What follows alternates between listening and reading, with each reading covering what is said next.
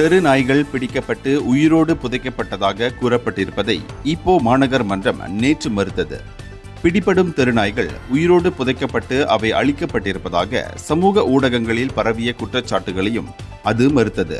மனிதாபிமான நடைமுறையின்படிதான் அனைத்து தெருநாய்களும் பிடிக்கப்பட்டு நடவடிக்கை எடுக்கப்படுவதாகவும் SOP நடைமுறைக்கு ஏற்ப இந்த நாய்களின் உடல்கள் புதைக்கப்படுவதாகவும் அவர் தெரிவித்தார். பொதுமக்கள் செய்யும் புகார்கள் அடிப்படையில்தான் தெரு நாய்களை பிடிக்கும் நடவடிக்கை மேற்கொள்ளப்படுகிறது. சிலரை தெரு நாய்கள் விரட்டுவதாகவும் கடித்து விடுவதாகவும் பெரும்பாலான புகார்கள் கிடைத்திருக்கின்றன. அந்த வகையில் பிடிபடும் தெருநாய்கள் SOP விதிமுறைகளுக்கு ஏற்பத்தான் கொல்லப்பட்டு அவற்றின் உடல்கள் புதைக்கப்படுகின்றன. ஆனால் சில தரப்பினர் கூறிக்கொள்வது போல் தெருநாய்கள் உயிருடன் புதைக்கப்படுவதில்லை.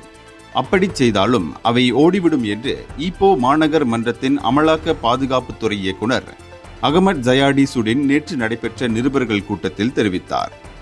இந்தியர்களின் இதய குரல் மக்களோசை.